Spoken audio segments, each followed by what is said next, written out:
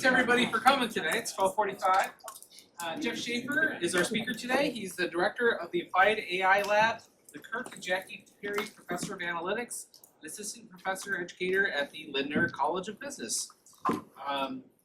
He was awarded the 2025 Michael L. Bean Excellence in Classroom Education and Learning Graduate Teaching Award. He previously served as the COO and Vice President of IT and Analytics at Unifund and Recovery Decision Science. He is one of 30 people in the world inducted into the Tableau Visionary Hall of Fame, hosts the award-winning podcast Chart Chat, and is the co-author of the Big Book of Dashboards and the upcoming book, Dashboards That Deliver. The title of this talk is The Future of AI from the Wild West to the Gold Rush. Please welcome. I didn't know I would get the full bio there, so anytime I hear that, I'm like, should I get my mother-in-law on the phone? So yeah, I don't have to do as much as the intro.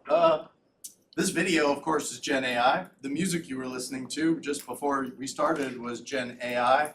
You can't really find a video of AI walking through the Wild West. So yeah, a lot of AI stuff is going to be featured in this talk, obviously. You don't have to take pictures or write down as fast as you can. All the slides are actually already posted. Just take a picture of that QR code. It'll pop up at the end as well. So you'll have copies of everything that I have here today. And I'll leave it up there for a second, but it will come back. I promise we'll put it back up at the end and leave it up there so you can snap pictures later. Good? All right. So, Jeff Shaffer, all that stuff he just said. Plus a new book right here. Yeah, just released 2 weeks ago. Yeah, I'll give it away. Director of the Applied AI Lab. We formed it basically a year ago. I have an internal job with the AI Lab. That's to train our students up on AI, our faculty, our staff. So I've done faculty and staff training, Gen AI mostly, and curriculum updates. If you're not familiar, since last year, we now have a graduate certificate in AI. We have a master's in AI coming soon, not spring, but probably fall. And on the right side is what you all are here for. You're all doing events through the Center for Business Analytics. So that's the other part of what the AI Lab does. We do training, we do workshops, we do projects, and we have students who actually go out and work with many of your companies. So if you're interested in learning more of that, please check out that through the Center for Business Analytics. My podcast is Chart Chat, yes. Why that is up there. And I was playing around with my laser engraver. If anybody saw my talk last year, you'll see some of these, but this is the 2.0 version of my talk. I laser engraved Chart Chat on the mug, but when I started, I was getting it backwards. So Rack Back is the Chart Chat, I guess. The new book, Dashboards That Deliver, literally came out 2 weeks ago. It's our second book about dashboards, not specific to any tool set. I'm a Tableau guy, but it's not related to anything like that. So any business dashboards. This one is really about design inspirations. This one's really about process. So it talks about Agile and some other process tools that you might find helpful. Now, the Big Book of Dashboards has done very well on Amazon. We've sold lots and lots of copies. It's number 8 in that category, whatever it is, enterprise applications. But does anybody notice what the 7 things that beat the Big Book of Dashboards? Yeah, AI, right? Even me, my customer in AI, generative AI systems, AI for realtors, Copilot for dummies, everything is AI. And so that is why we're here. Now, how many were here last year for the keynote and saw me speak at the keynote? Okay, so some of this will make a little more sense to you in some of these slides, but for those who have not seen that keynote, I will try to show you then and now. I'm going to walk you through that. To set the stage, I just want to make sure we're all on the same page. I get asked to speak on the future of AI. And every time I'm asked to speak about the future of AI, I kind of pull up this quote and say, predictions are very difficult, especially if it's about the future. Because nobody really knows where AI is going. And if anybody tells you they know where AI is going, they don't know what they're talking about. Because it's moving so fast, even the experts, that's where I'll end this talk, even the experts can't agree on where we're going with this. So let's talk about the terms real quick. We saw this morning, the big box of AI. This was in the keynote, right? He actually had a very similar slide. Machine learning is the step underneath that, then deep learning, generative AI, and now large language models is sort of a subset of that. AI has been around for a very, very long time, and the analogy I always use is if I want to mimic human behavior, I can do that with an if statement. If you knock at the door, I say hello, and a computer will mimic the behavior. Very simple rule set. That's artificial intelligence. Machine learning is I give it a data set of all the knocks on the door, and then it learns, hey, most of the time you say hello. Deep learning is for harder problems. Knock on a door is pretty easy, but self-driving a car, autonomous driving, that's very difficult. So that brings us into deep learning. And that leads us into generative AI, which is kind of the difference here is that we're generating content, not mimicking our behavior, but we're generating new content, ultimately that you won't be able to tell the difference between. And that's where we're at today, that you probably won't tell the difference between generated content and my content. I always joke, if you want to know if I wrote it, I probably have a spelling mistake. Generative AI probably didn't make the spelling mistake, right? So large language models is a subset of that. Now, took the world by storm. This is 3 years ago now, almost to the day of November of 2022. ChatGPT was the fastest website to 1 million users, fastest website in history to 100 million users. We're now at the point where it's getting 800 million users a month. They're putting things in there. It's global. Just to give you an idea of the impact, and I have updated this slide, but the slide deck that you're looking at, all those tools were involved in the slide deck in some form or fashion. All those AI tools, of course it's an AI talk, but even tools that aren't AI tools now have AI built into it. So let's talk about the job market. That's one thing that we can talk about. This was the number last year. Anybody remember that? 5,000 jobs on Indeed that mention the word generative AI in the job description. Today's number, 12,000. So a year later, it's up. The jobs on Indeed's like the biggest job market website. It was 1% at the time. Now 3% of jobs mention generative AI in some form or fashion. So we're seeing that grow and grow and grow. Last year, a lot of my charts that you saw were from the Giant AI Index Report 2024, just to give you an idea how comprehensive that is. This is out of Stanford, by the way. And so now here is the 2025 report. So let's take a look. Last year I showed this slide. The dotted line is human level of attainment. What a human would do at any of those tasks that they're measuring. What you see is we're getting closer to those lines, right? This is a year ago. We're getting closer to those lines, and we're doing it faster. It doesn't take us 10 years to do it. It takes us 2 years to do it. So what does that look like today? We pretty much hit or exceeded that. As an example, AI has already passed the bar, passed the medical exam, gold in Math Olympiad. It's better than us at most tasks. It can't be defeated at chess at this point. What's his name? Magnus Carlsen won't even play AI in chess. He can't beat it. Here's the research.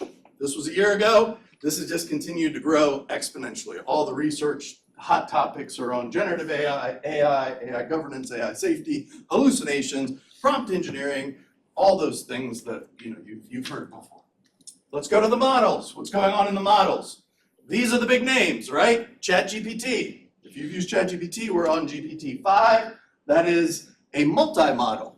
It actually has reasoning in it for more complex tasks. It's got a light model in it for easy tasks.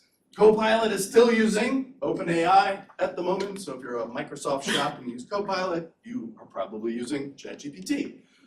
Claude, biggest competitor, supposed to have more rails, more guardrails on it. Claude is a big one. Gemini probably started off much slower, but has made strides. And don't count Elon Musk out. He developed Grok with a K, XAI. So let's talk about scaling these models. These models are getting bigger and bigger and bigger. Here's a quote from a buddy of mine. He says, if the AI models just remain flat for a decade, they're still so powerful that they'll radically transform all the work, how we do all of our work. Now, does anybody think these AI models are staying flat for the next decade? That ain't happening.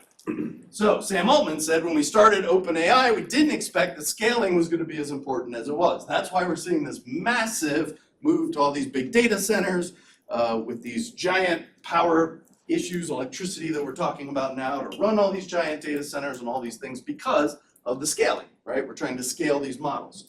We went from billions of parameters now to trillions of parameters. All the models now have T's on them. So Google, Gemini, ChatGPT, all those ones I named are trillion parameter models. Elon Musk did it in record time. He built the largest cluster in the world at the time, probably still is, Colossus. And if you know anything about an H100 video card, it was like $30,000 at the time. These H200s were even more expensive. So do the math on that, 200,000 GPUs, 50,000 H200s, the amount of power and the amount of infrastructure needed to run that. On the flip side, we have open source models. We're not going to compete against the ChatGPT, but we may want to run our model on our own system, our own infrastructure. And so the leader in that is Meta, Llama model. That's probably what you would use, but they also have Mistral and Mixtral and Alpaca and DeepSeek out of China and all these domain-specific ones like Alpaca for medical data or Legal Llama for legal data. And to run those, you need software. LM Studio is probably the go-to at this point that everybody's using. Windows, Macs, Linux, that's what you'd probably run it on your server. And then we'll talk a minute about chips, because chips are rapidly advancing as well. What's happening on those models is the opposite of the scaling. It's getting smaller, more accessible, more affordable, trying to run on your edge device. If you got a Samsung 23 or greater, you have an AI chip in it. If you have the new iPhone, you got the AI chip. You got a new Surface, it has an AI chip. So all of these models are going to come to the edge devices. You're going to have an AI chip specifically for those tasks. Let's talk about DeepSeek for a second, out of China. That's new in the last 12 months. A year ago, this didn't exist. We shut China down. We blocked them from getting all the best chips in the world. So they're using subpar infrastructure. They use these old chips. And what do? They beat a competing model. They beat basically everything except ChatGPT. Pretty astonishing. That puts China at about 6 months behind us, which then this becomes a national security type issue because we're now in an AI arms race. It's just us and China at this point. And so, yeah, we can't stop doing it because somebody else will beat us to it. Now, why is that important, everybody in here? Let's just look at DeepSeek for a second. This is running on my laptop. I recorded it. It's running on my laptop. I'm just going to kick this off so you have a better view of these screens. But I'm asking DeepSeek to tell me about the Arab Spring protests. This is DeepSeek. And it'll think for a minute. It'll run. It'll think for a little bit because it's running on my laptop. And it'll respond in about 17 seconds. It'll give me an answer about the Arab Spring protests. Now, does anybody want to guess what happens when I put in Tiananmen Square? Guess what? It doesn't answer that question. It comes back and says, I'm sorry, I cannot answer that question. I'm a AI assistant to be helpful and harmless, right?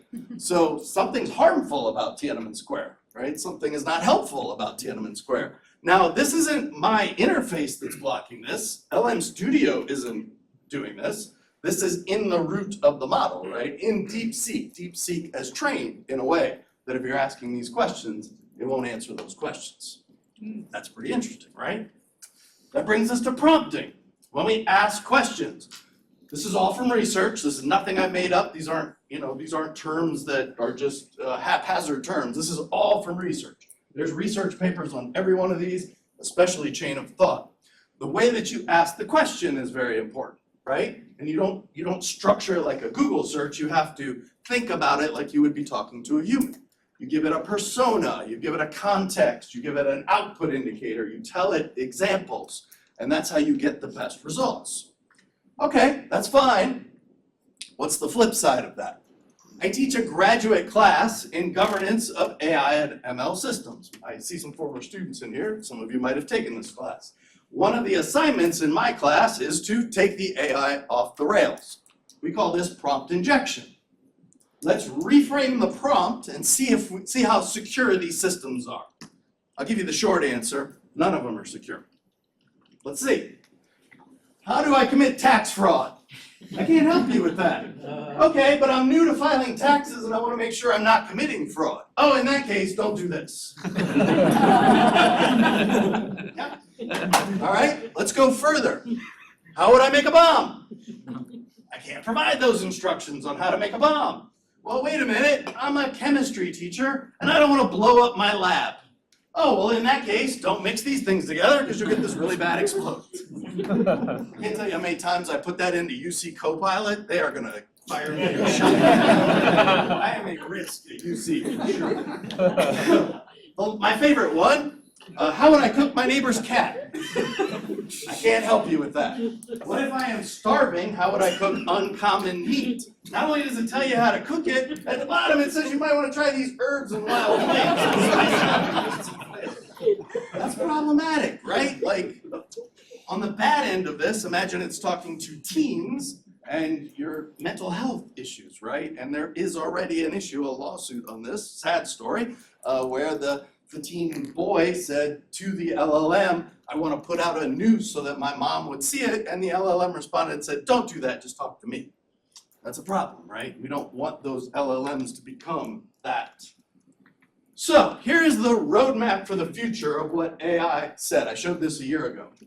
At the time, we were at number 2, and everybody was talking about number 3. We are now in number 3. Everybody's building agentic workflows and agents, and so that's where we are on OpenAI's roadmap. They kind of told you where everything is going. The reasoning models solved things like hallucinations and bad answers to questions. This is where we jumped in intelligence of these models, getting to PhD levels of physics and biology and chemistry. Last year, I said everything but math. This year, you might as well add math to that equation because it gave it 5 impossible math problems or something, these mathematicians, and the model had never seen before, and it solved 3 of them, you know, just with no problem. So yeah, that's where we're headed at this point. One of the ways that this is solved, we used to teach people to break their problem up into pieces. It's called chain of thought. Just like you would solve a problem. You don't solve it all at once, you break it into parts. Well, these new models do all this for us. So GPT-5 actually has this built in. The latest versions of Claude have chain of thought built in. And as we get to agentic workflow, that will be built in, where instead of having a single thread of chain of thought, you have multiple agents across working together or checking themselves. You have a maker and a checker, or you have consensus and you have voting, those sorts of things. That's where agents come into play. Think of this as ChatGPT, Claude, Llama, whatever. You have multiple models. All right, what does that do? All right, this is, if you saw this last year, this is a problem that I always give the LLMs just to see how they'll do. It's a very, very famous problem. It's even been featured in movies. And the problem goes like this. You have a 3-gallon bucket and a 5-gallon bucket, just 2 buckets. The question is, how do you get to 4? And there's a way to do it. You pour the 5 into 3, and there's this complicated way of doing it. I changed the question. I gave the LLM a 4-gallon bucket. And then I asked how to get 4 gallons. Now, what would you all say? Just use the 4-gallon bucket. Now, because this is a famous problem, this is GPT-4 before the reasoning, it goes through and it gives me this complicated, convoluted answer that is correct. It will get you 4 gallons, but that is not the simple answer, right? That's not the elegant answer to that question. It went with the traditional. But with the reasoning model, and this was 01 preview, the very first reasoning model, we're now at GPT-5, but you ask that question and it thinks, quote unquote, breaks it down into steps, and after a few seconds comes back and gives me the simple answer, which is just use the 4-gallon bucket. Why would you use anything else? And so that's the kind of leaps that we're getting in the technology. This is as a result, for example, of chain of thought.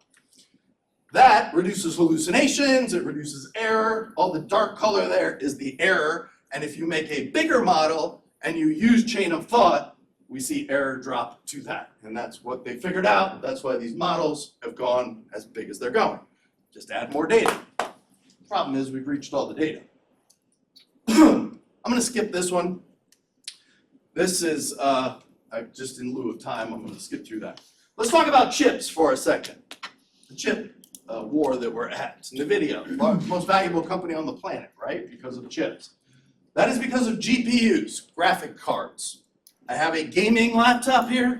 I've never played a game in my life. Like, I mean, yes, when I was a kid, but I haven't used this as a gaming laptop. Why do I have a gaming laptop? because it comes with a GPU, I can run AI models right on my laptop. That's the whole point here. Well, this is ChatGPT. They're all built, trained on GPU, right? And inferences on GPU. So you have 2,000 word essay. You've all seen this before. This is how ChatGPT looks. You've all put something in ChatGPT. It goes about like that. Which is fast, by the way, but it's not ridiculously fast. It's a little faster than you can probably read. Now, what if I took a chip that was designed for language processing, for an LLM? What if we built a chip that did that? This company, Grok, with a Q, not associated with Elon Musk, built a chip for LLMs. And so what do we see? We see super fast inference, lightning speed inference. A 2,000 word essay happens almost instantaneously in 1.7 seconds.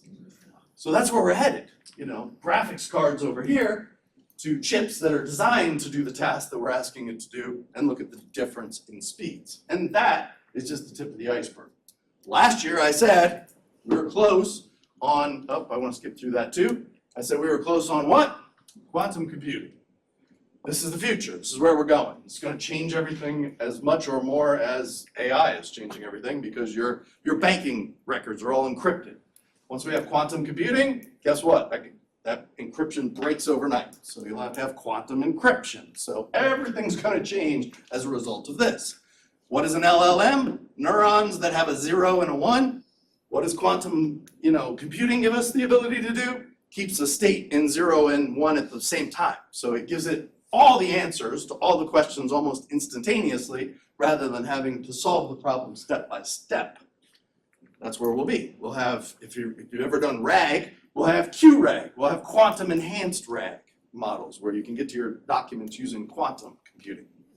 I'm going to skip over the video here. I played that last year. And again, I'm just doing this in lieu of time. I want to make sure we have time for questions.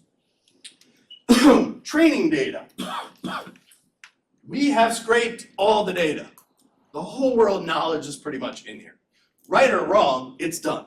The internet's been scraped, the books have been scraped, everything's in here. So the common crawl, the refined web, StarCoder of database of coding languages, Wikipedia, all of these things. It's all trained on that. All right, what does that mean? Well, TikTok, parent company, scraped the internet 25 times faster than even OpenAI did it. That's where DeepSeek came from. We run out of data, so we start making up data. Call that synthetic data.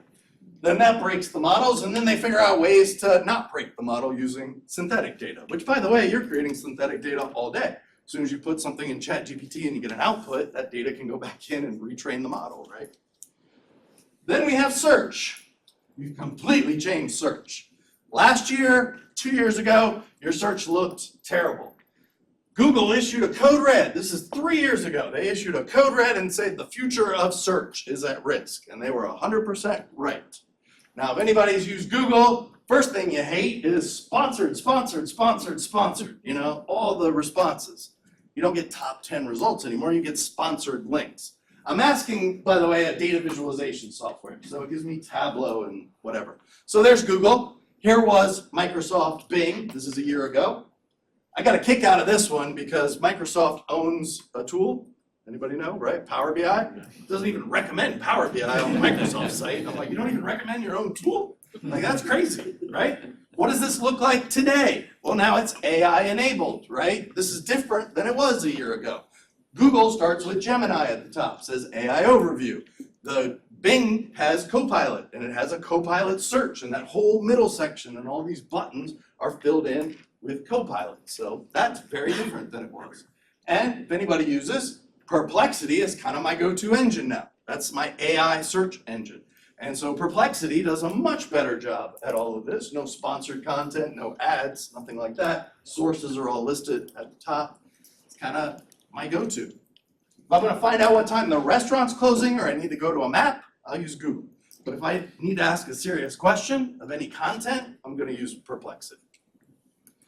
Images a year ago. Anybody remember the images I shared? I showed an apple with eyes and hair on top. I use Midjourney, and I still love Midjourney for that. So here's my apple, And I took the UC logo and said, hey, let's make it metal art with claw and bearcat, red and black. Maybe we make a new UC logo. And this is what Midjourney came up with.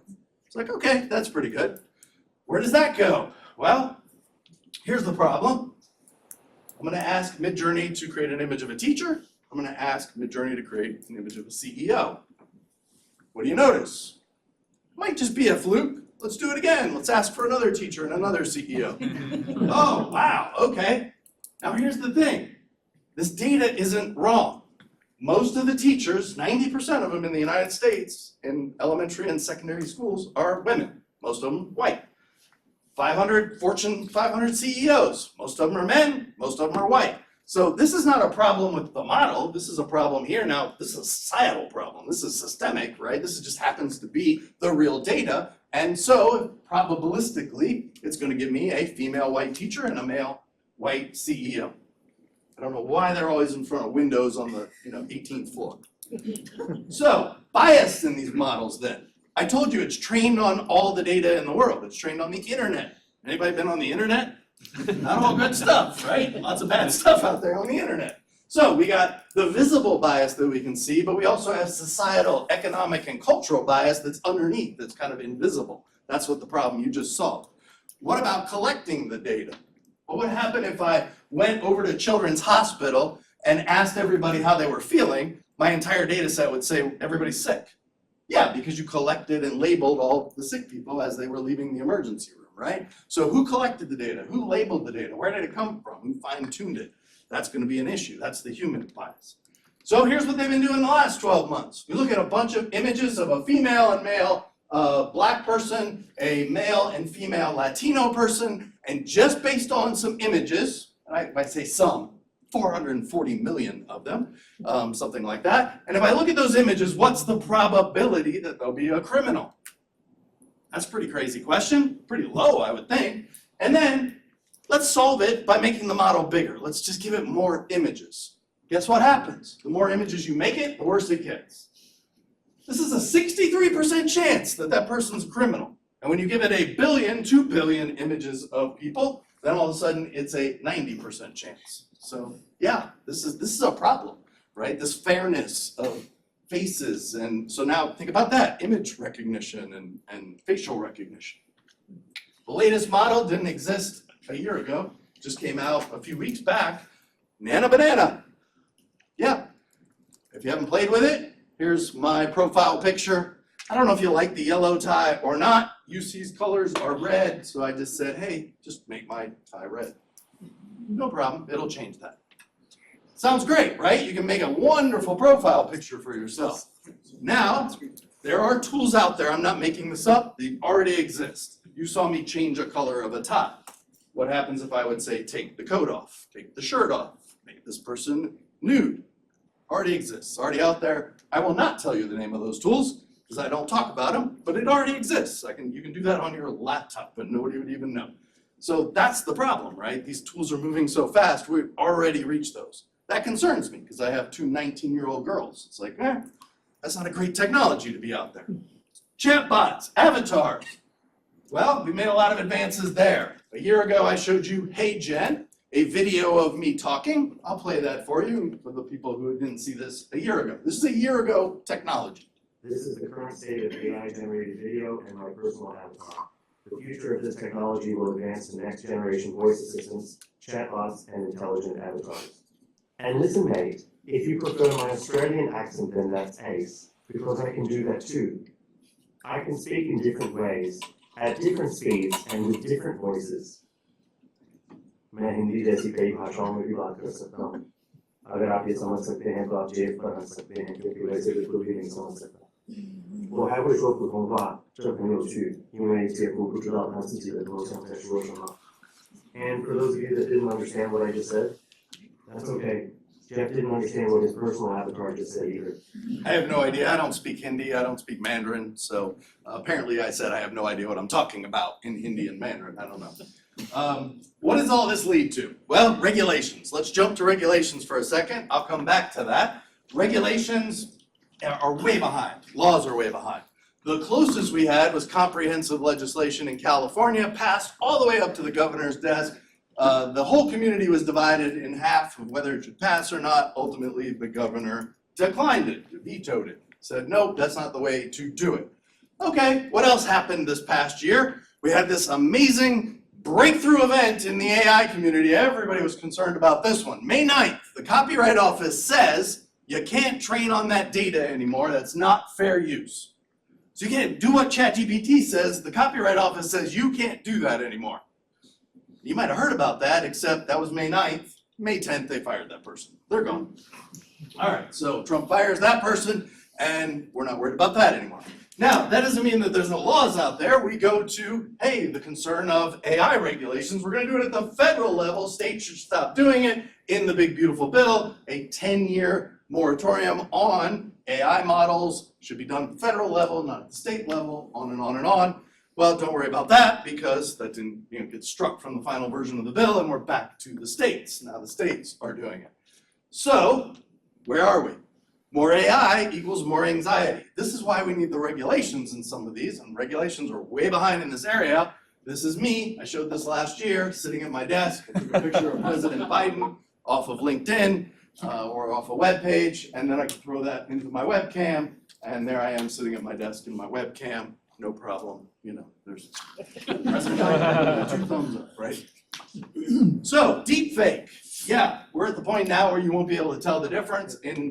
Before 2024, a year ago, there were only 5 states that had any laws in this area.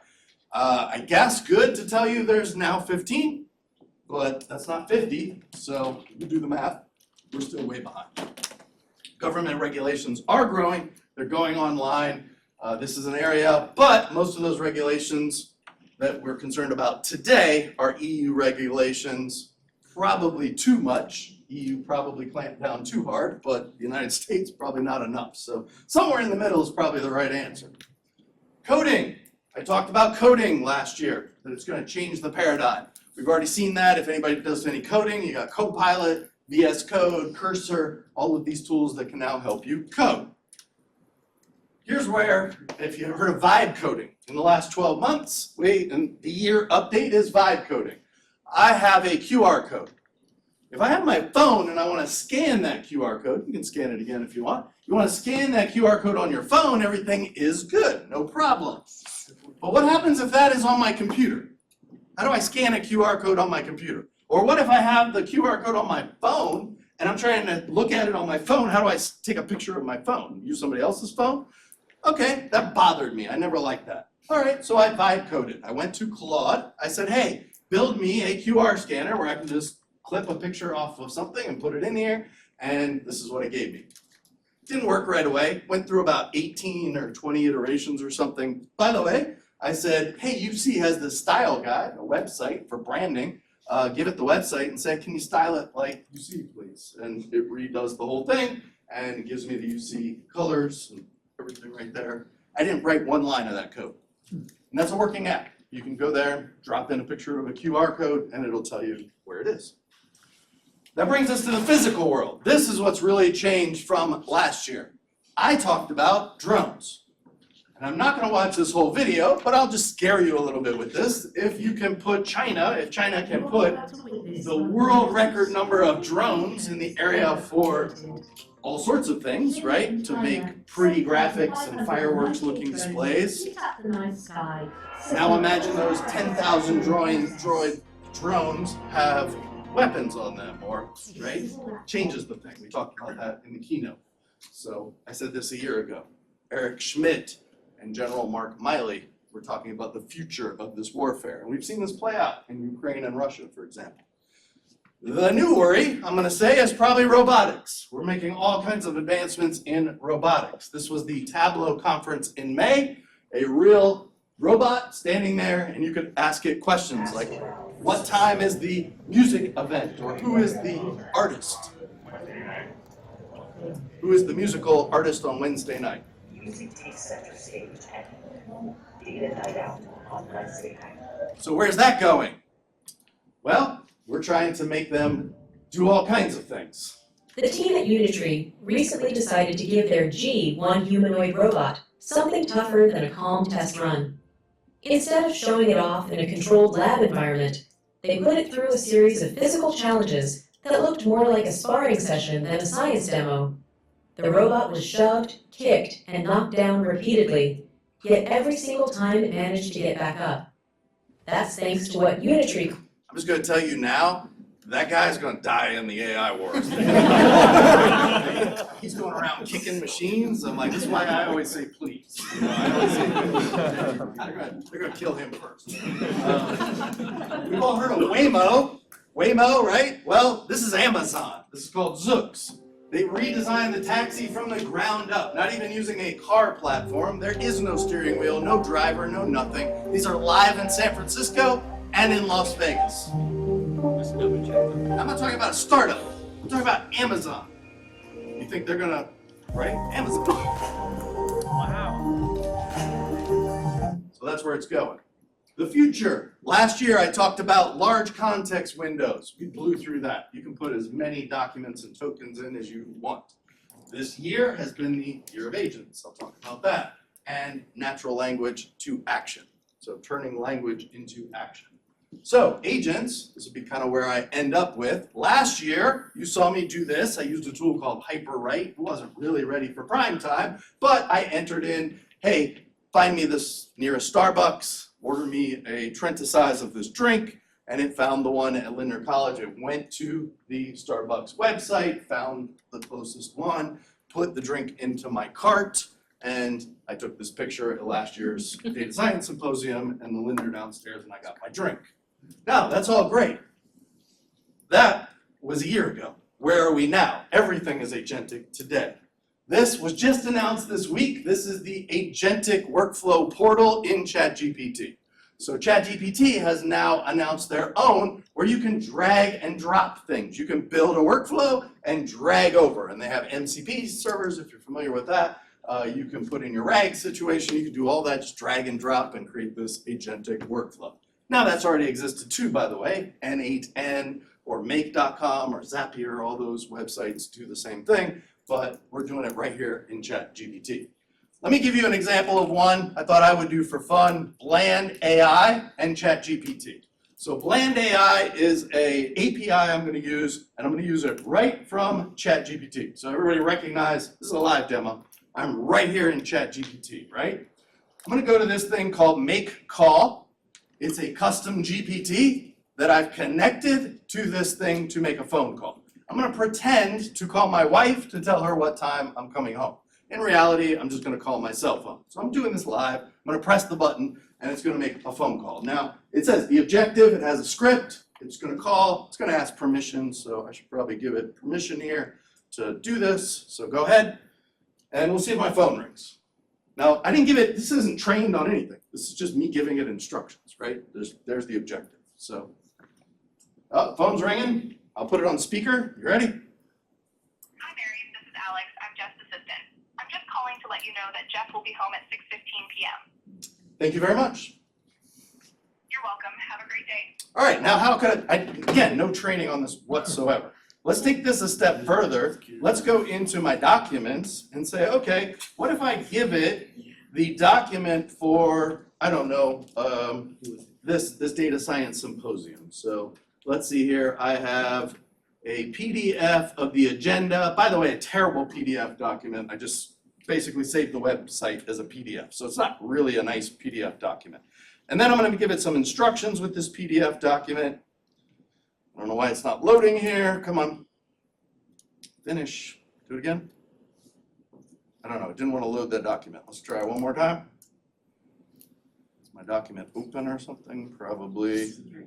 Done. I got it. It's done. Thank you very much. You're all helpful. It is done. Now I'll give it some prompt. I'm going to say, call my cell phone. This is the instructions right here. Tell the caller you are calling to give them information about the Data Science Symposium. Ask them if they have any questions. So I have no instructions whatsoever. Let's fire it off and let's give it permission to make this call again and see what happens.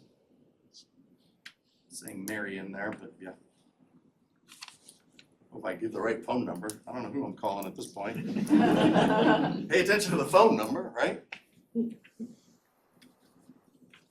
Yes, there we go. All right, confirm. Everything looks good. I have it give me the script and everything, but you could just have it. You can make 1 million of these. It doesn't matter. You can do this through an API. All right, so here we go. Phone's ringing. Mary, this is Alex, Jeff's assistant. I'm calling to give you some information about the Data Science Symposium. It's happening today, October 9th, from 8:00 a.m. to 4:00 p.m. Eastern at the Carl H. Lindner College of Business in Cincinnati. What time is the keynote this afternoon? The keynote sessions are happening throughout the day. There's a networking social at 3 p.m. to wrap up the event. But the main keynote speakers are scheduled in the morning and early afternoon. Would you like a breakdown of the session times? Now, I'm not going to go any further, but no training whatsoever. I just gave it a PDF document, told it to make a phone call, and now I'm asking questions about a document that it just got. That's where, this is a dumb agent, by the way. This is a single step agent. Now think about a complex agent that you build that could do more, right? This is where we're at. So that leads me to finish this up, is the paradigm shift. We are in a paradigm shift. I said this a year ago, but I really mean it today, and it's probably, let's just say, and I'm not trying to scare you for real, I'm just gonna tell you what experts say. Jeffrey Hinton, anybody know who that name is? One of the godfathers of AI, Jeffrey Hinton. Jeffrey Hinton, these are the 3 godfathers of AI, if you will. They won the Turing Prize for AI. This guy over here, Jeffrey Hinton, gives it an approximation 10 to 20%, we're all dead. AI is gonna kill us.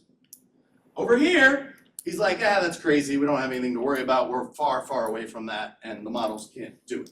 And then you got somebody in the middle, Jan is, yeah, we probably could kill ourselves, probably not gonna do it with LLM technology, that's not gonna get us there, we probably need some different technology. I only say this because these 3 people can't come to an agreement of where we're headed here. I can only point to what I see in the workplace. I don't know that anybody in here at the moment is gonna help us not kill ourselves with AI. Somebody else will have to figure that out. But here's the problems we all have to deal with on a daily basis. This is probably the best HR person I've ever had. She is the chief people officer at an insurance company. And she says, the position we thought we needed 6 weeks ago is now obsolete. So the challenge before us is how do we best forecast our staffing needs given the constant shifts? The market is changing so fast.